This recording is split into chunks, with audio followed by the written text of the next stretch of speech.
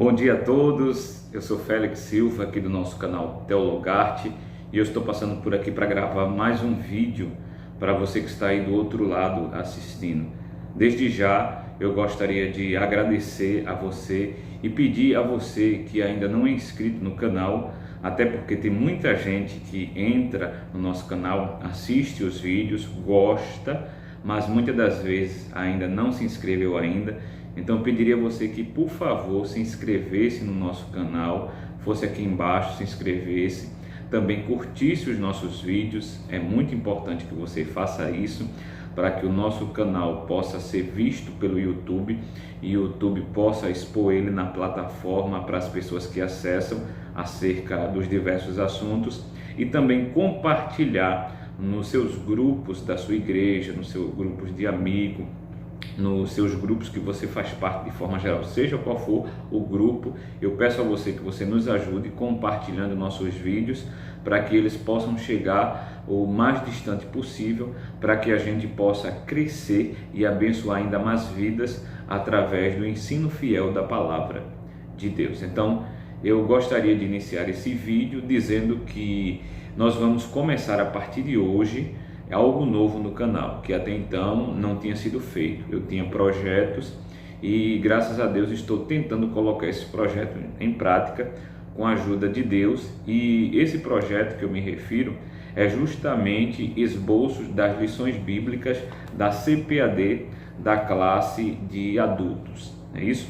Então nesse trimestre, ou melhor, agora no ano de 2022, nós vamos iniciar um novo trimestre de lições bíblicas da CPAD em todo o Brasil.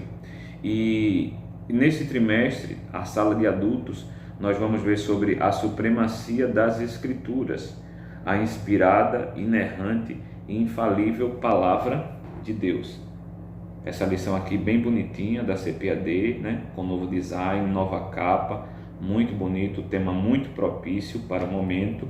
Esta lição desse trimestre, ela está sendo escrita nada mais nada menos do que pelo pastor Douglas Batista, que é uma das grandes mentes pensantes hoje da CPAD em nosso Brasil. Ele é articulista, ele é comentarista das lições bíblicas de forma geral, e ele também é um grande teólogo que tem dado a sua contribuição, e também um palestrante de nome que viaja todo o Brasil dando palestras e também participando de escolas bíblicas de obreiro, que é algo bem comum nas Assembleias de Deus do Brasil. Então, meus irmãos, nesta lição de hoje, que é a primeira, nós vamos ver sobre a autoridade da Bíblia. Isso mesmo, a autoridade da Bíblia. O texto áureo da lição diz assim: bem-aventurados os que trilham caminhos retos e andam na lei do Senhor. Salmo 119, versículo 1. A verdade prática diz assim: a Bíblia Sagrada é a autoridade final da nossa regra de fé e prática. Então, esses são o texto áureo e a verdade prática. Então, eu gostaria já de adentrar na lição, para que a gente possa colher o máximo de conhecimento possível acerca desta lição, e que você possa também repassar na sua sala de escola dominical. Então, o primeiro tópico, ele fala sobre a origem da Bíblia e a revelação divina, mas antes nós temos a introdução, e a introdução vai dizer o seguinte: olha, bem-aventurado os que trilham caminhos retos e andam na lei do Senhor. A autoridade da Bíblia fundamenta-se em seu autor, Deus. Portanto, a Bíblia é a palavra de Deus escrita. Assim sendo, a autoridade dela depende total e exclusivamente do Altíssimo e não dos homens. Desse modo, além da Bíblia, a Igreja não possui outra fonte infalível de autoridade. Nesta lição, veremos a origem da Bíblia, sua autoridade e a mensagem revelada pela palavra de Deus. Então, nós vamos ver basicamente nesse trimestre tudo sobre a Bíblia Sagrada. E por que é importante tratar sobre a Bíblia Sagrada? Porque nesses últimos tempos nós temos visto muitos ataques a Bíblia como um todo, não somente a autoridade, mas também a questão da sua infalibilidade, que será uma das lições tratadas, e também, principalmente, a sua inerrância, ou seja, o fato da Bíblia não conter erros. Então, se você tem alguma dúvida sobre a palavra de Deus, se alguma vez você ouviu algo e aquilo lhe chamou a atenção de forma negativa para a sua crença na Bíblia Sagrada, nesta lição você terá a oportunidade de tirar todas as dúvidas e não ter nenhuma dúvida na hora de acreditar 100% naquilo que a Bíblia diz. É isso? Então, o comentarista, logo no começo da introdução, ele diz assim: a autoridade da Bíblia fundamenta-se no autor. E quem é o autor? Deus, como ele mesmo afirma. Então, o autor da Bíblia é Deus e não os homens. Há algumas crenças por parte de algumas vertentes do cristianismo que chegam a afirmar que a autoridade da igreja, a igreja romana, está acima da Bíblia. Inclusive existem até livros dessa parte, dessa ala cristã, que defende isso. Eles dizem que a igreja está acima da Bíblia. Por quê? Porque foi através dos grandes concílios na história da igreja que a Bíblia ela veio ser formada, ou seja, veio ser concluída. Todavia, a gente entende que esta conclusão e esse fechamento do cânon, embora Deus tenha usado homens, mas a autoridade da Bíblia está na própria Bíblia e não nos homens que foram usados. Mas essa vertente do cristianismo defende essa ideia. Então, qual é a fonte, qual é o fundamento de toda a Bíblia? É Deus. Deus é o fundamento. Foi Deus que compôs a Bíblia, foi Deus que selecionou os livros e foi Deus que usou os homens para que o cânon, ou seja, a Bíblia, fosse fechada e chegasse aos 66 livros que a gente tem hoje. Só para você ter uma ideia, segundo alguns historiadores, arqueólogos e comentaristas bíblicos, existiam outros livros que foram escritos por autores da Bíblia, que esses livros foram comprovados historicamente que existiram, todavia esses livros se perderam e não entraram na Bíblia. Por exemplo, Paulo. Muitos comentaristas e historiadores e também arqueólogos vão dizer que Paulo não escreveu apenas 2 cartas à igreja de Corinto, mas que na realidade Paulo escreveu 4 cartas. Então Paulo escreve 4 cartas aos Coríntios, sendo que na nossa Bíblia nós temos apenas 2 cartas à igreja de Corinto, só para você ter uma ideia. Então essas cartas foram perdidas, acreditamos nós, que pela vontade de Deus. Foi Deus que resolveu não tratar sobre aqueles assuntos que foram tratados naquelas 2 cartas, preservando o que ele queria preservar e dando a revelar aquilo que ele queria revelar em apenas 2 cartas. Então é por isso que nós temos apenas hoje 2 cartas na Bíblia Sagrada, 1ª e 2ª Coríntios.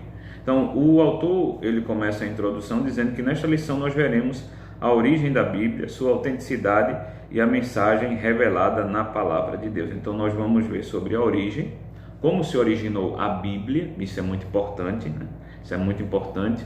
Também a sua autenticidade e a mensagem revelada pela palavra de Deus, ou seja, que a Bíblia é autêntica e que ela foi escrita para passar uma mensagem, para ensinar algo. A Bíblia ela contém história, ela contém geografia, ela contém até mesmo romances, ela contém novelas que é considerado como um dos gêneros literários do Antigo Testamento e outros tipos de literatura. Todavia, o foco principal da Bíblia é ensinar a palavra de Deus, ou seja, ensinar teologia ao povo, certo? Então, o primeiro tópico diz assim, a origem da Bíblia e a revelação divina. A origem da Bíblia e a revelação divina. Subtópico diz assim, a origem da Bíblia.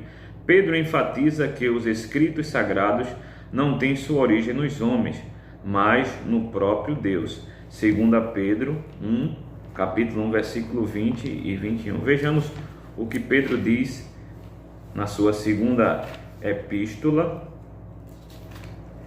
capítulo 1, versículo 20 ao 21. Ele diz assim, veja bem: Antes de mais nada, saibam que nenhuma profecia das Escrituras provém de interpretação pessoal, pois jamais a profecia tem origem na vontade humana, mas homens falaram da parte de Deus, impelidos pelo Espírito Santo. Então, o que Pedro está querendo dizer é que aquilo que foi escrito não foi escrito porque o homem resolveu escrever, não foi, digamos assim, algo da vontade humana, mas foi algo divino com o objetivo de transmitir uma mensagem ao povo, de poder falar para o povo as verdades bíblicas, ou seja, aquilo que Deus queria se deixar revelar.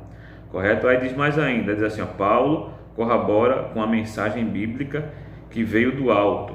Paulo corrobora que a mensagem bíblica veio do alto, ou seja, que a palavra de Deus, ela vem do céu. Deus usou homens inspirados, Deus usou homens, cada um com suas características, todavia essa palavra é inspirada. É o que diz em 2 Timóteo 3,16. Vejamos o que diz 2 Timóteo 3 e versículo de número 16.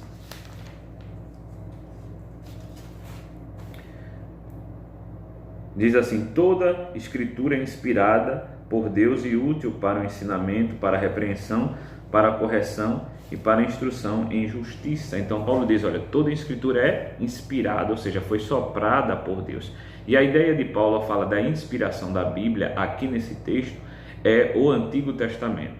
Até porque naquela época o cânon do Novo Testamento ainda não tinha sido fechado, e o que Paulo tinha em mãos e em mente era a Torá, ou seja, o Pentateuco e os escritos dos profetas. Então ele vai dizer que esse texto ele é inspirado, e sabe-se lá, né, pode ser que Paulo também já pensasse com vista no futuro, ou seja, que o cânon seria fechado e que esse cânon, semelhante ao Antigo Testamento que Paulo tinha em mãos, também seria inspirado, ou seja, soprado por Deus. Então Paulo aqui, ele autentica essa verdade em dizer que a Bíblia é de origem divina e não humana.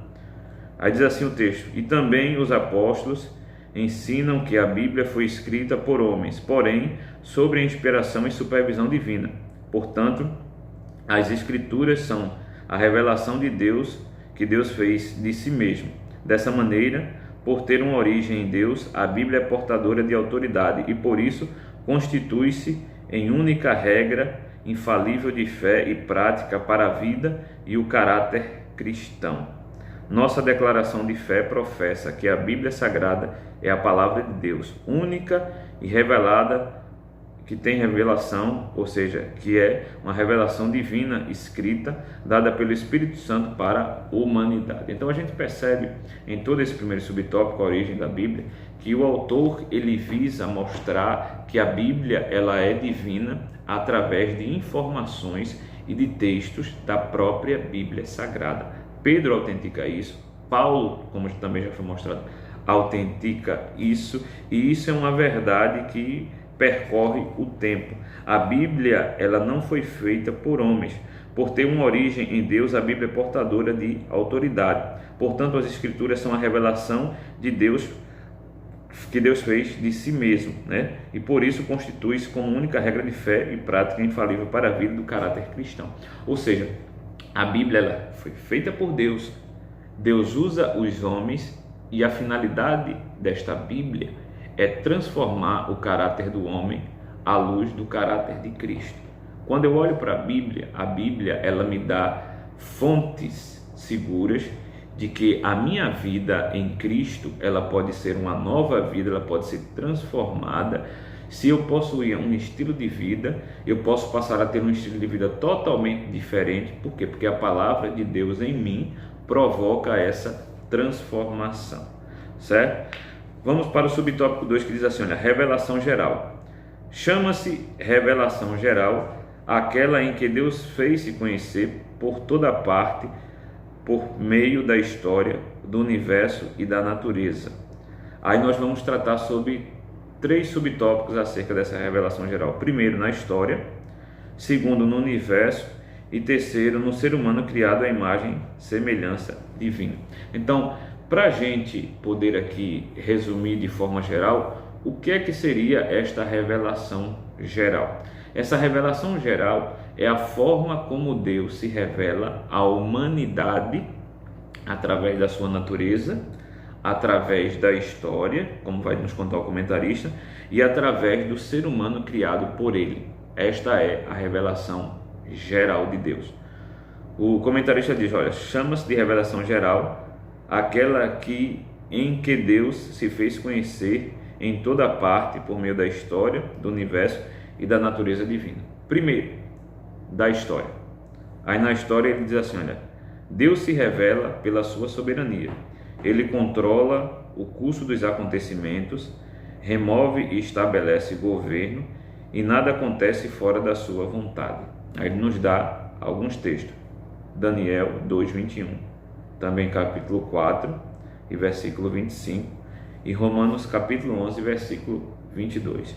Aí, através do universo, Deus se manifesta pelo seu poder nas coisas criadas, o céu, a terra, o mar e tudo que nele há. Salmo 19, versículo 1 ao 4, Atos 14, versículo 15 ao 17 e Romanos 1, versículo 18 ao 21. Letra C. No ser humano criado à imagem e semelhança.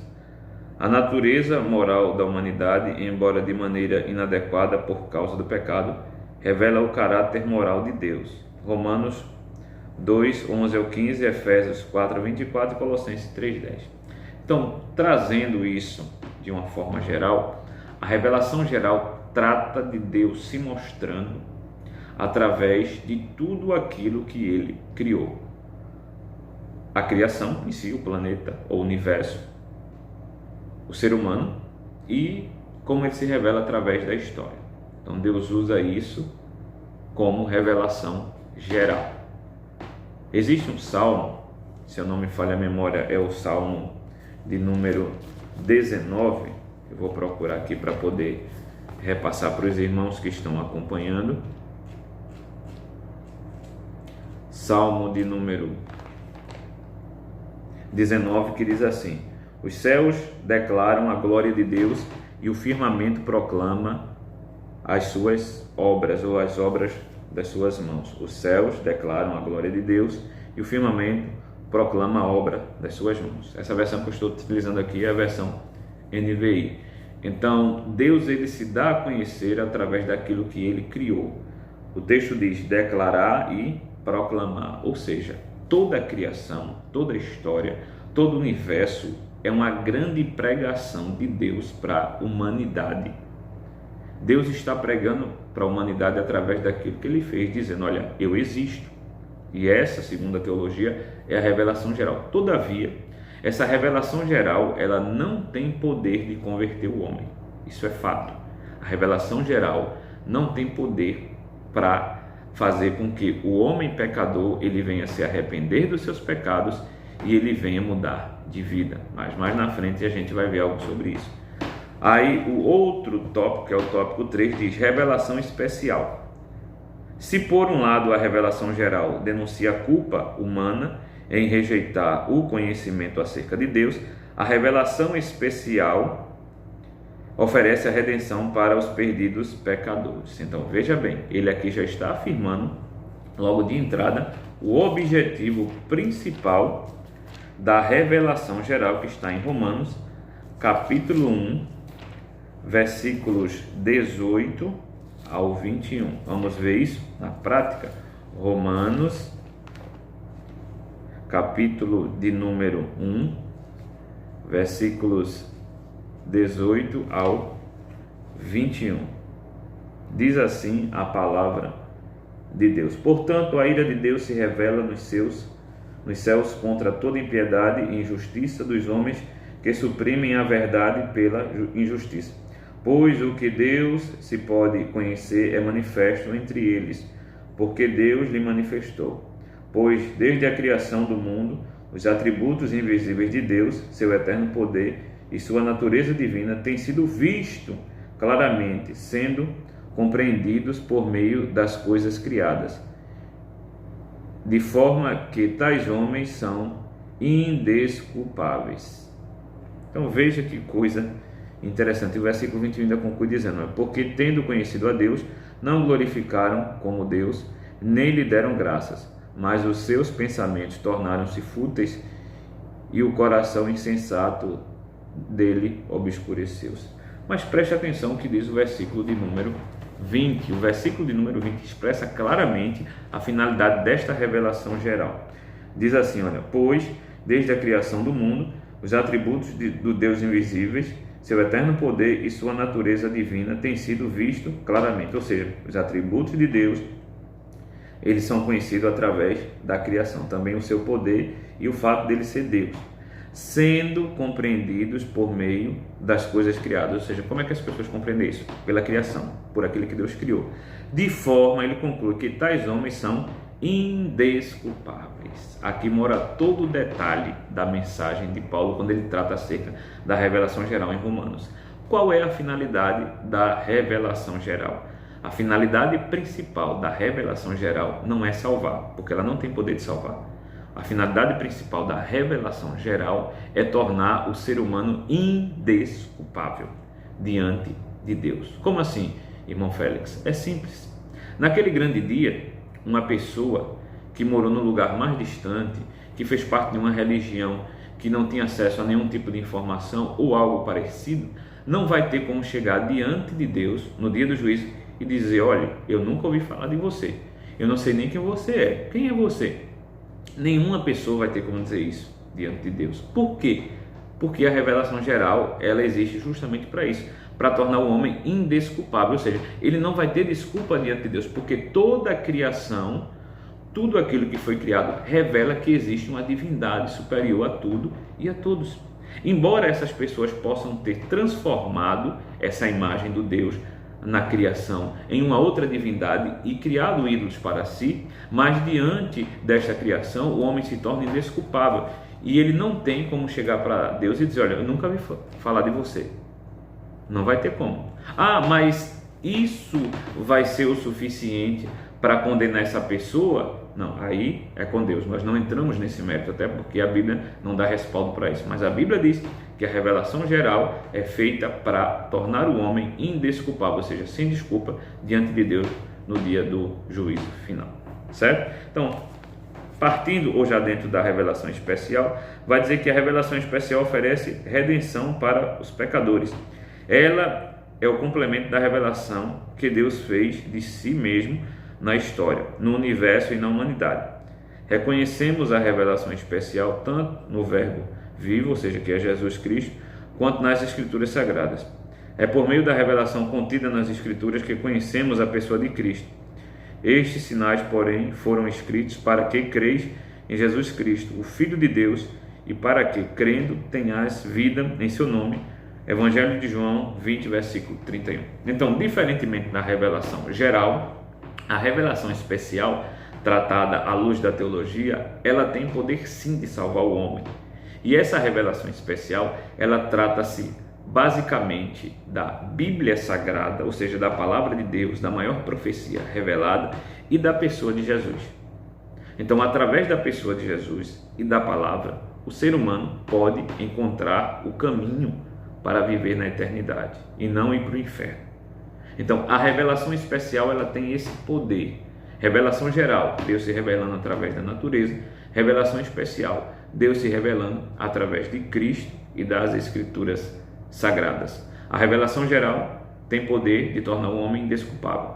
A revelação especial tem o poder de fazer com que o homem se converta, se torne uma nova criatura e venha viver uma vida nova em Cristo, irmãos.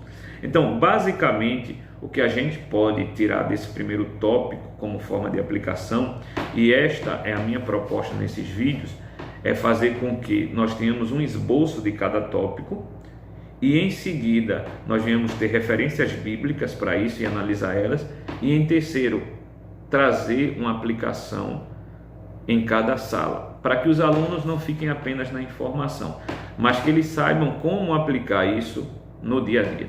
Então, em termos de aplicação, nesse primeiro tópico que trata sobre a origem divina da Bíblia, eu gostaria de dizer que nós temos que ter em mente a consciência de que a Bíblia é um documento divino. independente da forma como foi escrita, independente da forma como foi confeccionada, mas a Bíblia, ela é um documento divino, ela é de origem divina, ela foi revelada por Deus. Por que ela era de origem divina? Primeiro, porque a fonte é Deus. Segundo, porque todos os assuntos foram assuntos que expressam a verdade de que existe um Deus e que esse Deus criou o universo e que ele se revela através da revelação geral na natureza e através da revelação especial da Bíblia. Então é muito importante que a gente tenha isso em mente. E se a gente entender que a Bíblia ela é de fonte divina, nós temos que ter a consciência de que nós devemos ser submissos a toda a verdade que está escrita na Bíblia. Não apenas, ou melhor, não tratar a Bíblia apenas como um documento de histórias que existiam no passado e que essas histórias não têm nenhuma importância no presente, ou até mesmo que esta palavra foi algo apenas para o passado, não para nós. Não, ela é para os dias atuais. Nós temos vivido um combate muito sério nos dias atuais, onde ditos pastores têm se levantado nas mídias sociais, dizendo que a Bíblia deve ser atualizada, porque coisas que hoje em dia são permitidas e são normais na sociedade, na Bíblia é tido como pecado. Então isto é uma blasfêmia. Nós devemos entender que tudo aquilo que está escrito na Bíblia, ela serve para os dias atuais. O que era pecado no passado continua sendo pecado ainda hoje. O que era verdade no passado ainda continua sendo verdade ainda hoje, porque a Bíblia ela tem uma origem divina. É Deus que revelou essa Bíblia, é Deus que é a fonte dessa Bíblia, e ele se revela de várias formas, e as principais formas é através da revelação geral e da revelação especial. Então aplique isso na sua sala. Mas vamos adiante, que a lição está muito boa. Vamos para o tópico de número 2, que diz assim, olha, evidências da autenticidade da Bíblia. O primeiro subtópico diz evidências internas. O que seria isso? Ou seja, evidências dentro da própria Bíblia que afirmam que a Bíblia é de origem divina. Aí diz assim, a palavra autenticidade tem origem no grego, que é autentese, como significado daquilo que é verdadeiro. Quando aplicado às Escrituras, o termo indica a autoridade da Bíblia. Nesse sentido, a Bíblia autentica a si mesma. 2 Timóteo, capítulo 3, versículo 16. Dentre as evidências internas, destacam-se. Esse texto de 2 Timóteo 3, 16, a gente já viu, que Paulo diz que toda a Bíblia ela é inspirada, ou seja, toda a palavra de Deus é inspirada, que Deus soprou ela.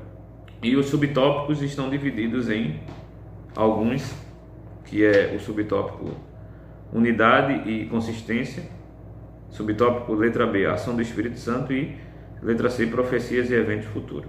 Então letra A, unidade e consistência. No período aproximado de 1600 anos, a Bíblia foi escrita em 2 idiomas principais e um dialeto por cerca de 40 pessoas de diferentes classes sociais, em lugares e circunstâncias distintas, que abordaram centenas de temas. Apesar de todas essas implicações, o conteúdo bíblico é consistente e os seus escritos se harmonizam, formando um todo sem qualquer contradição. Então, a Bíblia Sagrada, meus irmãos, ela possui unidade e também possui consistência. Isso é muito importante dizer. E a Bíblia ela foi escrita em 2 idiomas, como vai dizer aqui o comentarista. Quais são esses idiomas? É o grego e o hebraico. O hebraico no Antigo Testamento e o grego no Novo Testamento. O hebraico que a gente tem na Bíblia é um hebraico antigo e que nos dias atuais ele não faz parte da gramática hebraica.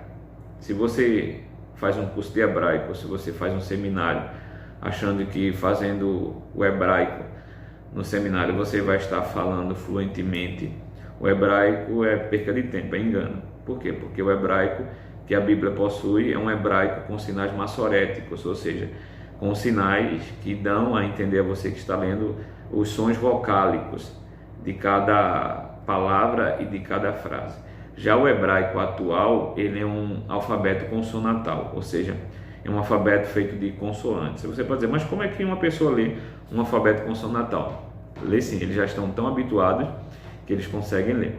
Então esse hebraico não existe mais nos dias atuais.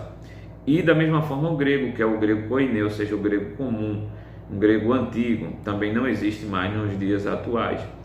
Mas o Novo Testamento foi escrito neste grego, que era uma das línguas principais que se falava naquela época. Então, basicamente é isso: hebraico, Antigo Testamento; grego, Novo Testamento, e alguns textos, alguns comentaristas dizem, principalmente do Novo Testamento, que foram escritos possivelmente no latim da época. Então, diz assim: apesar de todas as implicações, o conteúdo bíblico é consistente e os seus escritos se harmonizam de forma como um todo, sem qualquer contradição. Então, não há contradição na Bíblia. Não há contradição na Bíblia. Também é um ponto muito interessante a ser tratado, pelo fato de que muitas pessoas que não estudam a Bíblia, não conhecem a Bíblia a fundo, quando vão estudar a Bíblia, às vezes acham que a Bíblia tem contradições. Por quê? Porque elas leem a Bíblia com a ótica de uma leitura moderna, sendo que a Bíblia ela foi escrita em uma época totalmente diferente da nossa, em um tempo diferente do nosso, numa cultura diferente, onde até mesmo a literatura era de forma diferente. Por exemplo, nos Evangelhos, quando nós vamos ler os Evangelhos, a gente encontra a mesma passagem em evangelhos diferentes, mas que eles são escritos de formas diferentes, com abordagem diferente. Em alguns textos, um determinado autor, ele resolveu dar ênfase a algo e ele escreve daquela forma, mas o outro autor do outro evangelho, ele já retira algumas coisas. E pessoas desavisadas que não têm um conhecimento bom da Bíblia, e até pessoas que não possuem nenhuma religião e que vão estudar a Bíblia, dizem: olha, tem contradição, porque aqui diz dessa forma e aqui diz dessa outra forma. É a mesma história, porém com detalhes diferentes. Por que isso acontece? Porque cada autor ele tem uma ênfase diferente, ele tem um objetivo diferente. Então, para que ele passe aquele objetivo, às vezes ele tem que tirar algo e outro autor tem que contar já de uma forma diferente, mais detalhada. E isso aparentemente pode gerar uma contradição, só que não é uma contradição. Alguns peritos, da polícia dizem que quando você vai colher informações sobre um crime e que você tem várias testemunhas, se por acaso essas mesmas testemunhas contarem a mesma história com os mesmos detalhes, então provavelmente essa história que está sendo contada por essas testemunhas seja uma história mentirosa. Por quê? Porque cada um conta com os mesmos detalhes, ou seja, a história é igual, sendo que é praticamente impossível pessoas que são testemunhas de um crime contarem a mesma história com os mesmos detalhes e conteúdos. Na maioria dos casos, sempre acontece de que cada uma pessoa ela conta com informações diferentes, detalhes diferentes da outra pessoa. Por que isso acontece? Porque cada pessoa tem uma ótica de vista, tem um ponto de vista como testemunha. Então, os escritores bíblicos, eles são testemunhas, e quando o mesmo assunto é tratado em textos diferentes ou em livros diferentes, e que você vê uma abordagem diferente, não há um erro ali, mas o que existe é pontos de vista diferentes por conta de objetivos diferentes e também por conta de como o autor resolveu contar. E isso não implica em erro bíblico ou até mesmo contradição. A letra B diz assim: ação do Espírito Santo. Por meio da leitura bíblica é possível ouvir a voz do Espírito de Deus agindo como uma espada que penetra até a divisão da alma e do espírito. Hebreus 4:12. Como os discípulos no caminho de Emaús, aquele que aceita a mensagem da palavra, experimenta a chama do Espírito arder nos corações e passa a compreender o plano da salvação. Então, quando nós escutamos, quando nós lemos a palavra de Deus, o Espírito Santo age no nosso coração, mostrando a nossa realidade, nos convencendo do pecado, da justiça e do juízo. Então, quem coloca a palavra no nosso coração é o Espírito Santo, somos nós mesmos. Existem muitos nos dias atuais, pessoas que não são crentes, que estudam a Bíblia, eles comentam a Bíblia, mas eles não deixaram que o Espírito Santo pudesse agir através daquelas palavras, fazendo com que aquelas palavras entrassem fortemente no coração. E essas pessoas tornam-se apenas pesquisadores, estudiosos, pessoas que vêm ter um trabalho acadêmico relevante acerca da Bíblia, mas o fato principal da Bíblia, e que muda toda a vertente da ideia do que a Bíblia é e para que foi feita, é quando o Espírito Santo ele age nos nossos corações através dessa palavra. Então essa palavra é uma palavra verdadeira, é uma palavra que é colocada nos corações daquelas pessoas que não têm a Cristo, e comumente a gente vê que essa palavra muda a vida das pessoas, e isso vem através da ação do Espírito Santo. O subtópico, que é a letra C, diz assim: profecias e eventos futuros. A exatidão no cumprimento das profecias comprova a veracidade das Escrituras. As suas profecias foram anunciadas muitos séculos antes dos eventos terem com clareza precisão.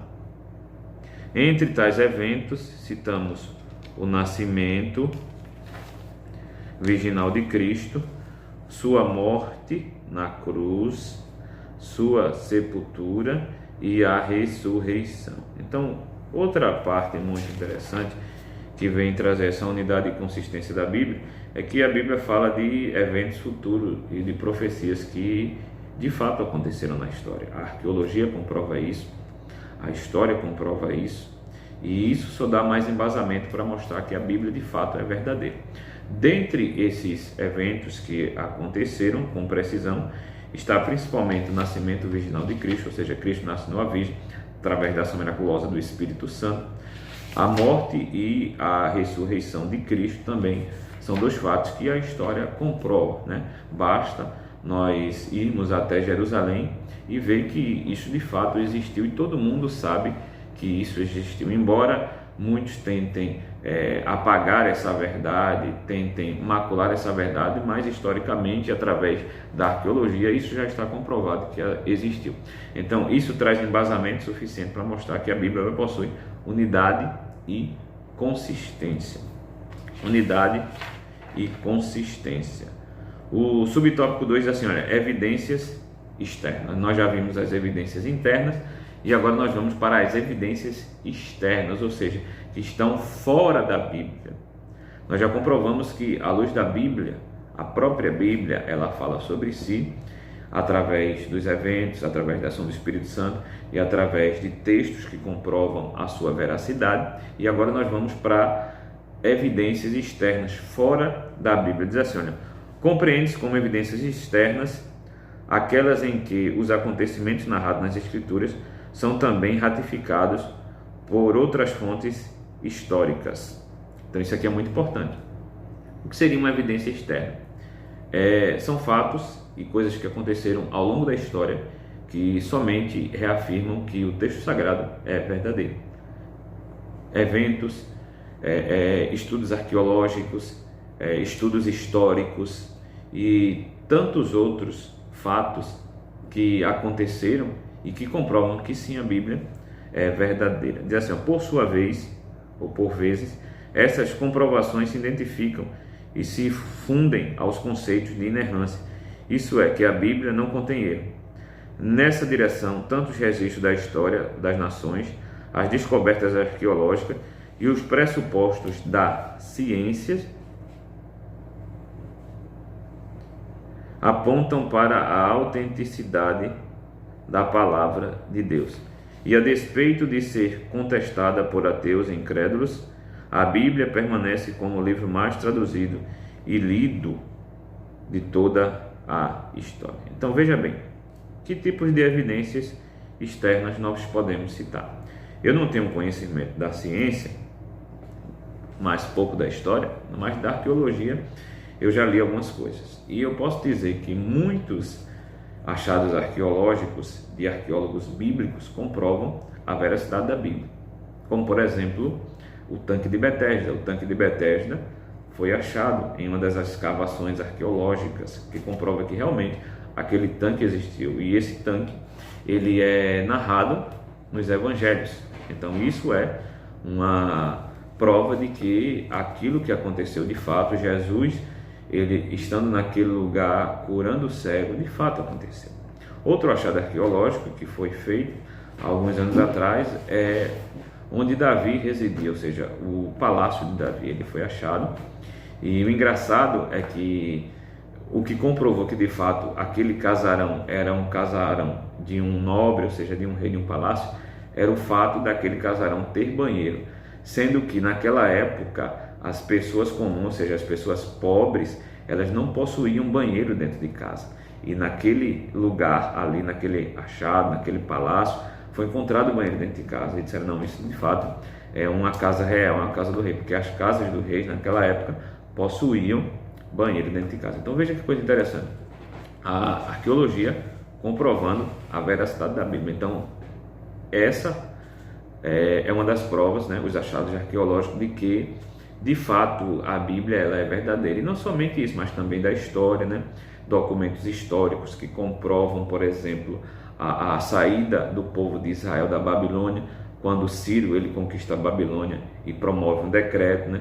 No Museu de Londres existe um documento chamado Cilindro de Ciro, que mostra que isso de fato aconteceu, e tantos outros documentos históricos que agora não veio à mente, mas eu aconselho a você a pesquisar, que comprovam a veracidade da Bíblia. Então a história, os achados arqueológicos e também a ciência comprovam a Bíblia. Então, por que não acreditar na Bíblia? Então, em termos de aplicação, eu gostaria de dizer que a Bíblia ela é um documento autêntico, não é um documento fácil. Você tem que dizer isso para os seus alunos, que há evidências da autenticidade dessa Bíblia. Não fique com dúvida ou não deixe dúvida de que a Bíblia é um documento sério. Ela é um documento sério, ela é comprovada através da ciência, através da arqueologia e através da história. E quando alguém vier tentar dizer que a Bíblia foi feita por mão de homens que não acreditam na Bíblia, ou até mesmo que a semelhança de algumas religiões pagãs que só acreditam em uma parte da Bíblia, em outra não, você pode dizer, olha, não, toda a Bíblia ela é autêntica, ela é verdadeira. A história comprova isso, a arqueologia comprova isso e a ciência também comprova isso. E quando a ciência comprova, ela está apenas confirmando aquilo que a Bíblia já disse. Então é muito importante você passar isso na sua sala de aula. E se a Bíblia é autêntica, eu tenho que procurar viver essa Bíblia na minha vida. Eu tenho que olhar para os textos sagrados como textos que estão edificando a minha alma e fazendo com que eu possa viver de uma forma diferente das demais pessoas na sociedade. Por quê? Porque a Bíblia ela é confiável, ela é autêntica. Mas vamos seguindo para o terceiro e último tópico, que é a mensagem da Bíblia. Nós já vimos a origem da Bíblia e a revelação divina, evidências da autenticidade da Bíblia, e agora o terceiro tópico, a mensagem da Bíblia. Diz assim, primeiro subtópico, a supremacia da Bíblia. A escritura ou a expressão latina sola escritura confirma que somente a Bíblia é a regra infalível da autoridade final em matéria de fé e prática. Essa parte aqui é muito importante.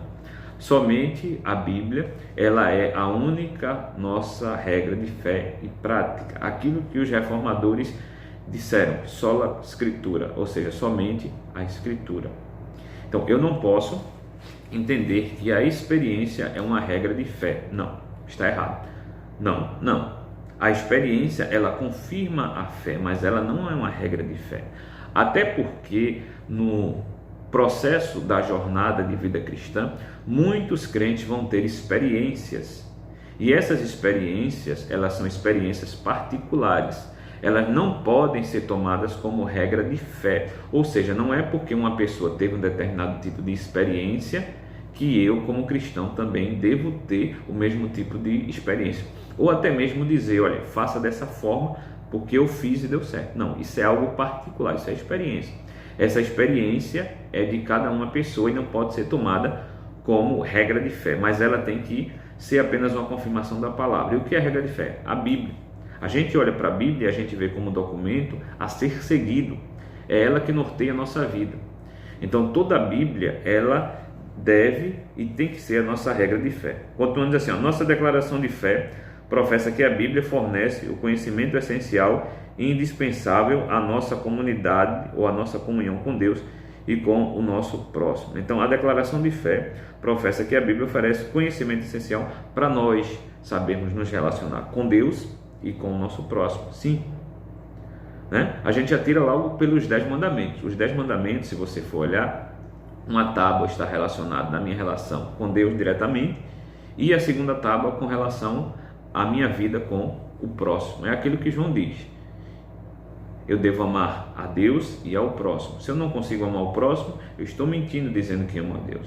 Porque se eu não amo ao meu próximo que eu vejo, como é que eu vou amar a Deus se eu não vejo? Então a Bíblia, ela fornece isso, esse relacionamento vertical com Deus e horizontal com o homem.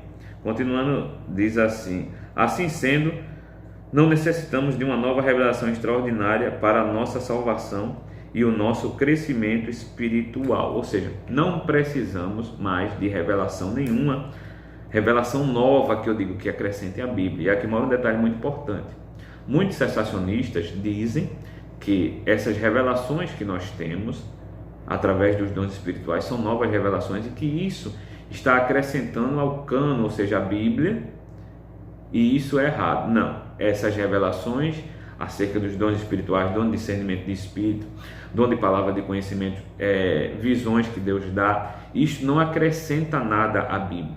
Isso são experiências dadas por Deus para a vida particular de cada pessoa e não uma nova regra de fé. Então é uma falácia o que os sensacionistas dizem, que essas revelações acrescentam, porque elas não acrescentam, elas são de cunho particular e não de cunho canônico, coletivo, certo?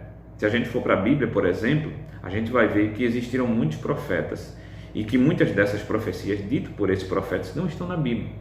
E essas profecias são mentirosas? Não, claro que não. Essas profecias são verdadeiras, porém não são profecias canônicas. A gente tem que distinguir o que é profecia e revelação canônica, é aquilo que está na Bíblia, que Deus quis revelar como regra de fé para que a gente praticasse, e revelação e profecia não canônica, ou seja, de cunho particular, de cunho pessoal, que a gente tem ao longo da nossa trajetória com Cristo.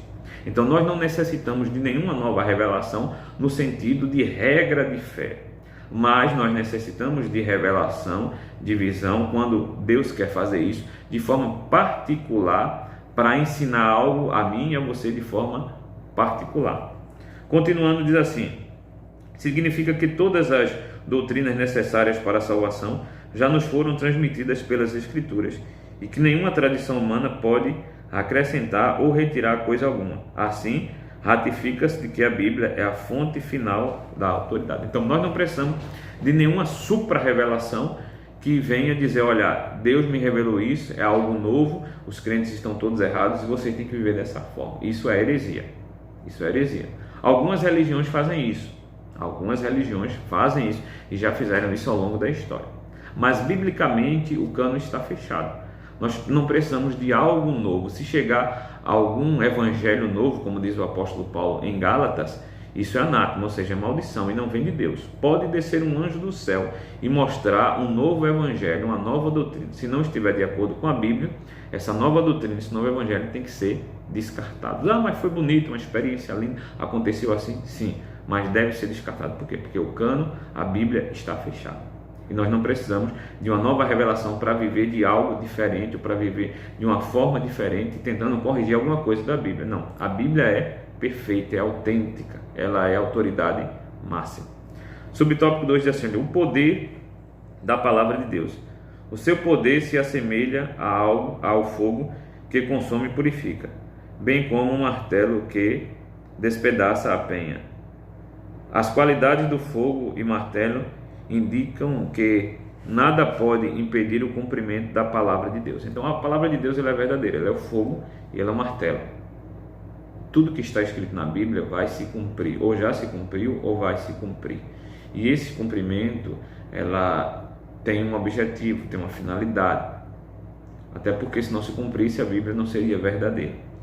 Aí diz assim: o seu poder também é capaz de derrubar fortalezas espirituais que fazem oposição ao conhecimento divino.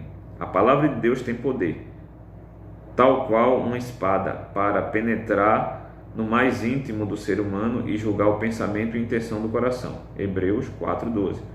Quando tentado no deserto, o próprio Cristo derrotou Satanás usando o poder da palavra. Ele venceu as sugestões do diabo ao fazer citações das Escrituras. Então a palavra de Deus, irmãos, ela é poderosa. Ela é poderosa, primeiro porque a fonte dela é a expressão de poder maior no universo, que é o próprio Deus. Então a palavra de Deus, ela é poderosa. Ela é poderosa também porque o Espírito Santo age através dessa palavra, convencendo o homem do pecado, da justiça e do juízo. A palavra de Deus, ela tem um poder de mudar a vida do ser humano.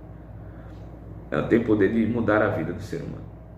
Quantas e quantas pessoas que viviam numa vida completamente devassa, pecado, e de repente foram mudadas através de uma pregação. Deus usou um pregador, Deus usou a pregação, e aquela pregação impactou o coração daquela pessoa, e aquela pessoa veio mudar de vida. Então, é de forma nítida a ação do Espírito Santo através da palavra, porque a palavra tem poder.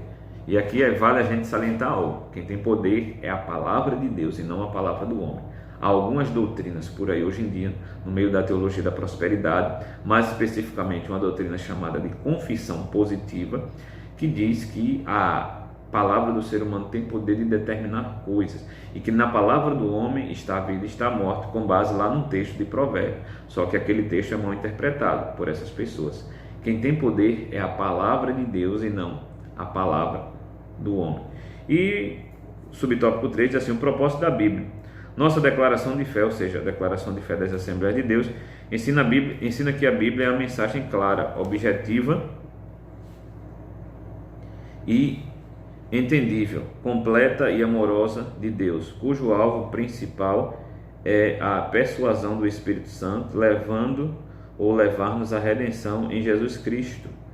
Nela também se encontram revelados os códigos morais da sociedade.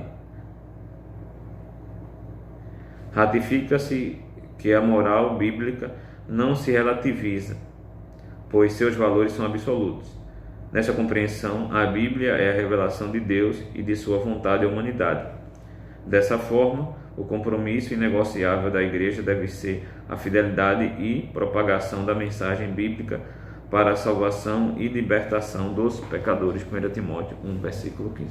Então, algumas coisas importantes que a gente tem que destacar nesse último subtópico. Primeiro é que a Bíblia é a mensagem clara, objetiva e entendível. A Bíblia, ela é clara, ela é objetiva e ela é entendível, correto? Agora, é claro, existem textos difíceis e existem coisas relacionadas principalmente à história e à cultura que, para a gente ter um conhecimento, a gente tem que estudar, a gente tem que se dedicar. A Bíblia não vem para nós, a explicação dela como uma revelação, como alguns dizem, não.